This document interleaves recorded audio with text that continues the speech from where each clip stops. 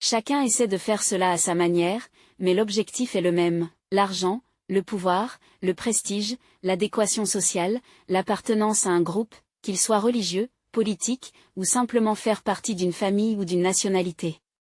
Vous cherchez quelque chose, entouré par la peur de l'inconnu, et alors vous commencez à créer autant d'obstacles que possible entre vous et cette peur. Mais ces mêmes obstacles vous empêcheront également de vivre. Une fois que vous comprenez cela, vous comprenez le sens de sannyasa, accepter la vie comme un danger, jeter toutes les protections et laisser la vie vous envelopper. C'est un pas dangereux, mais ceux qui sont capables de le faire sont immensément récompensés, car seulement eux vivent vraiment, les autres survivent simplement. Il y a une différence entre survivre et vivre. Survivre signifie simplement se traîner du berceau à la tombe, en attendant que la tombe arrive. Entre le berceau et la tombe, de quoi avez-vous peur? De la mort, certainement. Vous n'avez rien à perdre parce que vous n'aviez rien quand vous êtes venu. Vos peurs ne sont que des projections. Vous n'avez rien à perdre car vous n'avez rien. Et un jour, vous disparaîtrez inévitablement. Si la mort n'était pas certaine, l'idée de créer de la sécurité aurait une certaine substance. Si vous pouviez éviter la mort, alors il serait naturel de créer des barrières entre vous et la mort. Mais vous ne pouvez pas éviter la mort. Dès que cela est accepté, toute peur disparaît. Quand il n'y a rien à faire, pourquoi s'inquiéter? Il est bien connu que les soldats partant à la guerre tremblent de peur intérieurement, ne sachant pas s'ils reviendront le soir. Mais les psychologues ont remarqué un phénomène étrange, dès qu'ils atteignent la ligne de front, toutes leurs peurs disparaissent. Ils commencent à combattre très joyeusement. Dès que la mort est acceptée, elle perd son dard. Dès qu'ils réalisent que la mort est possible à tout moment, ils peuvent l'oublier. J'ai rencontré de nombreux militaires, j'avais beaucoup d'amis dans l'armée, et il était étrange de voir que ce sont les personnes les plus joyeuses, les plus détendues. À tout moment, ils pourraient recevoir l'ordre de rejoindre les forces armées, mais ils jouent aux cartes, jouent au golf, boivent, dansent, profitent de la vie au maximum. Un général venait souvent me voir. Je lui ai demandé comment il pouvait se préparer à la mort presque tous les jours et rester si heureux. Il a dit que la mort est inévitable. Une fois acceptée, pourquoi ne pas danser, pourquoi ne pas extraire chaque goutte du temps qui reste entre le berceau et la tombe? Pourquoi ne pas vivre chaque instant avec une telle totalité qu'il n'y ait aucun regret si le prochain instant n'arrive jamais? Vous pouvez mourir joyeusement parce que vous avez vécu joyeusement, mais très peu de gens comprennent le mécanisme intérieur de leur propre psychologie. Au lieu de vivre, ils commencent à se défendre. La même énergie qui pourrait devenir des chansons, des danses, est investie dans la création de plus d'argent, plus de pouvoir, plus d'ambition, plus de sécurité. Même l'énergie qui pourrait devenir une belle fleur d'amour devient simplement une prison dans le mariage. Le mariage est sûr, soutenu par la loi, les conventions sociales, vos propres idées de respectabilité, et ce que disent les gens. Chacun a peur des autres, donc les gens continuent de faire semblant. L'amour disparaît. Ce n'est pas entre vos mains. Il vient comme un coup de vent et part comme un coup de vent. Ceux qui sont sages dansent avec le vent, profitent de son potentiel profond, de sa fraîcheur et de son parfum. Et quand il n'est plus là, ils ne regrettent pas, ils ne sont pas tristes. C'était un cadeau de l'inconnu. Il peut revenir. Ils attendent, et il revient encore et encore. Ils apprennent peu à peu la grande patience et l'attente. Mais la plupart des êtres humains, pendant des siècles, ont fait exactement le contraire. Craignant que le vent ne s'en aille, ils ferment toutes les portes et les fenêtres, toutes les fissures possibles par lesquelles ils pourraient s'échapper. Et c'est leur mesure de sécurité. Et cela s'appelle le mariage. Mais maintenant, ils sont choqués de constater que, toutes les fenêtres et portes fermées, ils n'obtiennent qu'un air vicié et mort. Tout le monde le ressent, mais il faut du courage pour admettre qu'ils ont détruit la beauté du vent en le capturant. L'obsession de la sécurité rend impossible toute relation véritablement vivante. Aucune relation ne peut être totalement sûre, car ce n'est pas dans la nature des relations d'être sécurisée. Si une relation devient totalement sûre, elle perd tout son attrait et son charme. C'est un dilemme pour l'esprit, si vous voulez profiter des relations, vous devez accepter d'être en danger.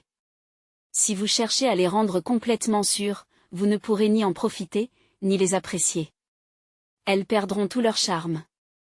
L'esprit ne peut être satisfait ni par l'un ni par l'autre, donc il est toujours en conflit et en chaos. Ils désirent des relations qui soient à la fois vivantes et sûres, mais c'est impossible. Car un être humain vivant, des relations vivantes, ou toute chose vivante doit être imprévisible. Ce qui va se passer à l'instant suivant ne peut être prédit. À cause de cette imprévisibilité, chaque moment devient intense. Vous devez vivre ce moment aussi pleinement que possible, car le moment suivant pourrait ne jamais arriver. Peut-être que vous ne serez plus là, peut-être que l'autre personne ne sera plus là, ou peut-être que vous serez tous les deux là, mais sans relation. Toutes les possibilités restent ouvertes. L'avenir est toujours ouvert, le passé est toujours fermé, et entre les deux, il y a le présent, le seul moment réel, toujours tremblant et instable. Mais c'est la nature de la vie. L'instabilité, l'incertitude, le flou sont des parties de l'être vivant. Le passé est fermé, tout est arrivé et rien ne peut être changé, donc tout est absolument fermé. L'avenir est absolument ouvert, rien ne peut être prédit. Et entre les deux, il y a le présent, un pied dans le passé, un pied dans le futur, donc toujours dans un état de division et de séparation. L'homme est toujours divisé, toujours schizophrène. Ce qu'il faut comprendre, c'est que c'est ainsi que les choses se passent, et rien ne peut être fait à ce sujet. Si vous voulez des relations très sûres, alors vous devrez aimer une personne morte, mais alors vous ne pourrez pas en profiter. C'est exactement ce qui se passe avec un amant quand il devient un mari, une amante morte devient une épouse. Le passé remplit tout, et maintenant le passé décide de l'avenir. En fait, si vous êtes une épouse, vous n'avez pas d'avenir. Le passé continuera à se répéter, toutes les portes sont fermées. Si vous êtes un mari, vous n'avez pas d'avenir. Quand vous êtes confiné, enfermé, comment toutes les possibilités peuvent-elles être ouvertes? Tout le monde cherche toujours la sécurité, mais quand vous la trouvez, elle devient ennuyeuse. Regardez les visages des maris et des épouses. Ils ont trouvé la sécurité désirée, et maintenant tout est comme un compte en banque, et la loi viendra à leur secours pour les rendre encore plus sûrs. Mais maintenant, tout le charme, toute la poésie, toute la romance sont perdus. Maintenant, ils sont des personnes mortes, ils répètent simplement le passé, ils vivent dans les souvenirs. Écoutez ce que disent les maris et les épouses. L'épouse dit toujours que le mari ne l'aime plus comme avant, et il parle constamment des moments du passé, de la lune de miel, et de tout le reste. Quelle absurdité! Vous êtes encore vivant. Ce moment même pourrait être une lune de miel. Vous pouvez vivre chaque instant comme s'il était nouveau. Parlez du passé et essayez de le répéter, mais la sécurité ne satisfait jamais, tandis que le danger effraie. C'est effrayant que les relations puissent être détruites, mais c'est une partie de la vie. Vous pouvez tout perdre, rien n'est certain, et c'est pourquoi tout est si beau. C'est pourquoi vous ne devriez pas retarder un seul instant. Si vous voulez aimer quelqu'un, aimez-le ici et maintenant. Aimez-le parce que personne ne sait ce qui se passera l'instant suivant. Le prochain instant pourrait ne pas offrir l'opportunité d'aimer, et alors vous passerez toute votre vie à regretter. Vous auriez pu aimer, vous auriez pu vivre.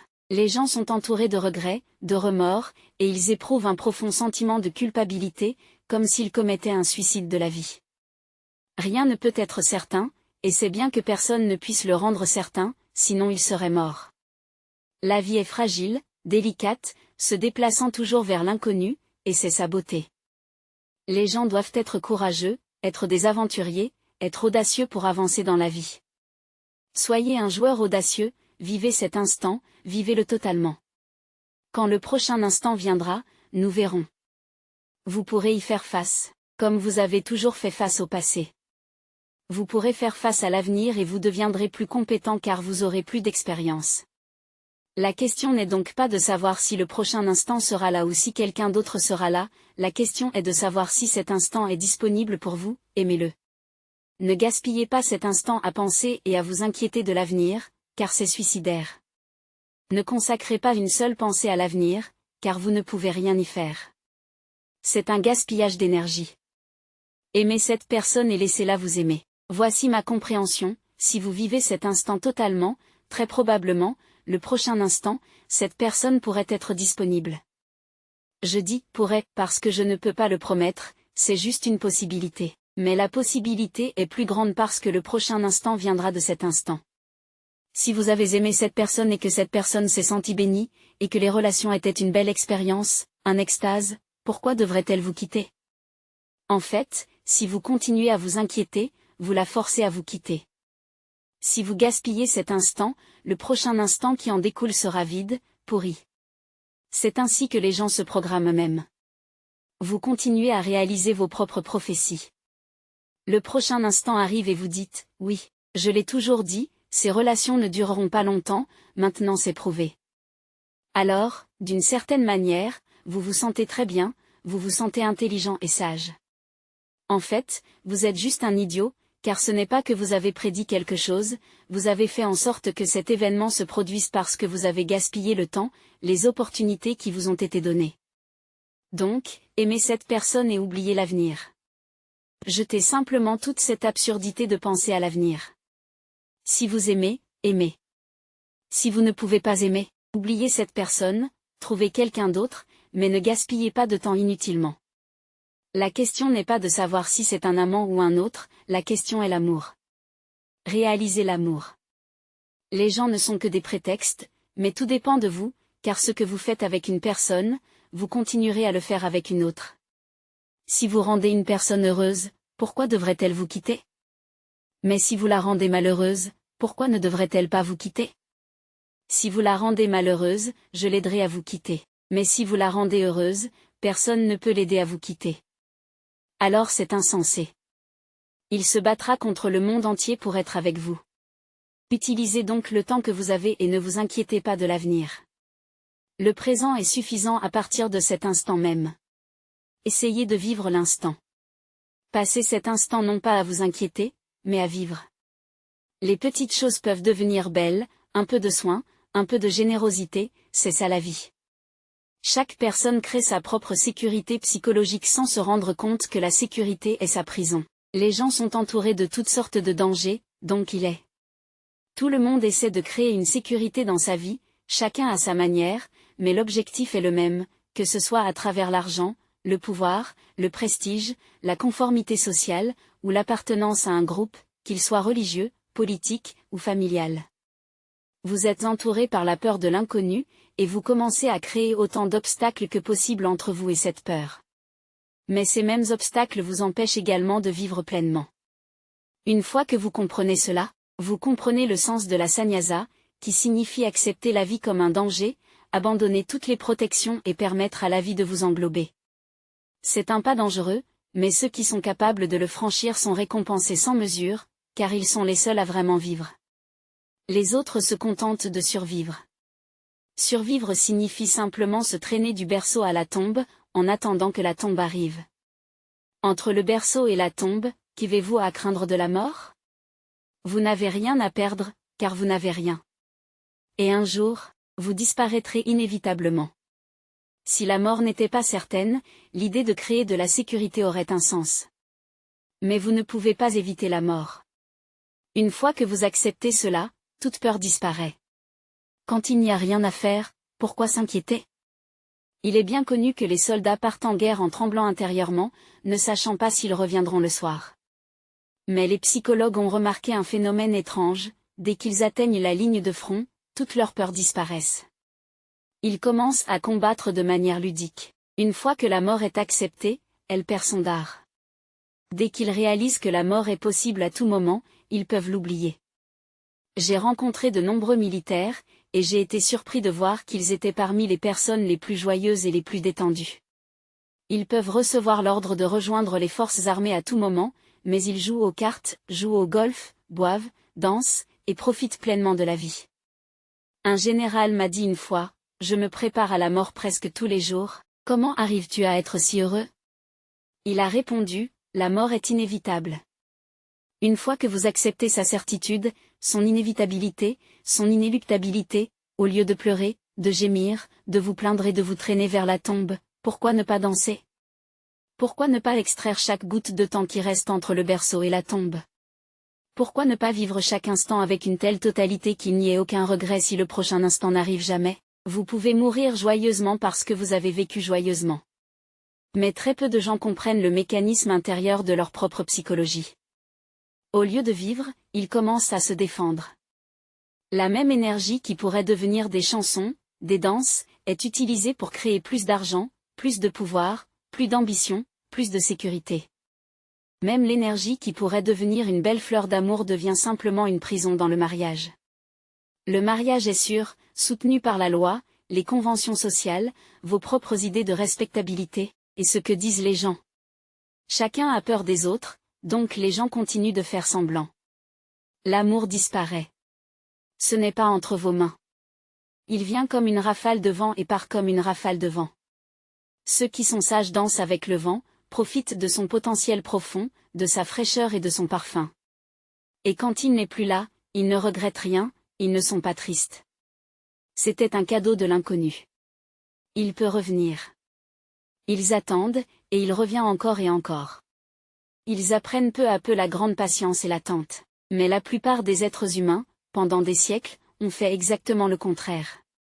De peur que le vent ne s'échappe, ils ferment toutes les portes et les fenêtres, toutes les fissures possibles par lesquelles ils pourraient s'échapper.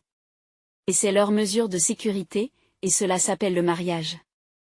Mais maintenant, ils sont choqués de constater que, lorsque toutes les fenêtres et les portes sont fermées et qu'ils ont même bouché les petites fissures, au lieu d'obtenir une agréable brise fraîche et parfumée, ils n'obtiennent que de l'air stagnant et mort. Tout le monde le ressent, mais il faut du courage pour reconnaître qu'ils ont détruit la beauté de la brise en l'attrapant. Dans la vie, rien ne peut être capturé et enfermé dans une prison. L'homme doit vivre ouvertement, permettant à toutes les expériences possibles de se produire, restant reconnaissant tant qu'elles durent, reconnaissant mais pas effrayé par demain. Si aujourd'hui a apporté un beau matin, un beau lever de soleil, le chant des oiseaux, de belles fleurs, pourquoi s'inquiéter de demain? Parce que demain sera différent. Aujourd'hui, il peut y avoir des levers de soleil de différentes couleurs, peut-être que les oiseaux changeront un peu leur chanson, peut-être que des nuages de pluie se rassembleront et qu'il y aura une danse de pluie. Mais cela a sa propre beauté. Cela donne de la force à sa manière. C'est bien que les choses continuent de changer, que chaque soir ne soit pas le même, que chaque jour ne se répète pas exactement. Quelque chose de nouveau, c'est cela qui est excitant dans la vie. Sinon, la vie serait ennuyeuse. Et pour ceux qui ont rendu leur vie absolument sûre, elle est ennuyeuse. Leurs épouses sont ennuyeuses, leurs enfants sont ennuyeux, leurs amis sont ennuyeux. L'ennui est le lot de millions de personnes, bien qu'ils ne sourient que pour le cacher. Friedrich Nietzsche disait, « Ne pensez pas que je suis un homme heureux. Je souris seulement pour empêcher les larmes de couler. Je m'occupe avec un sourire pour empêcher les larmes. Si je ne souris pas, les larmes apparaîtront certainement. » Les gens ont été enseignés à aborder les choses de manière totalement incorrecte, à cacher leurs larmes, à rester toujours à distance, à garder les autres à distance d'un bras tendu, à ne laisser personne s'approcher trop près, car ils pourraient découvrir votre misère intérieure, votre ennui, votre désespoir. Ils pourraient découvrir votre maladie. Toute l'humanité est malade pour la simple raison que nous ne permettons pas au danger de la vie d'être notre religion.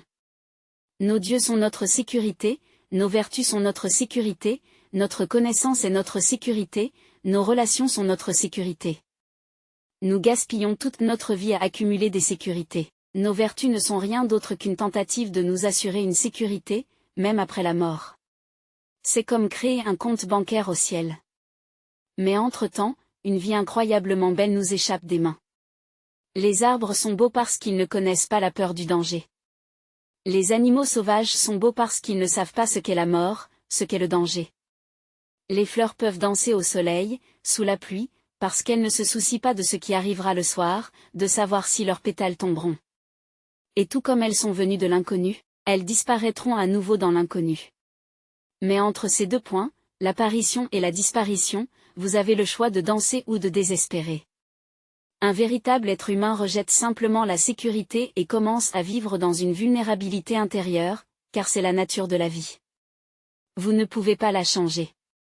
Ce que vous ne pouvez pas changer, acceptez-le, et acceptez-le avec joie, pas en vous cognant la tête contre le mur, mais en marchant à travers.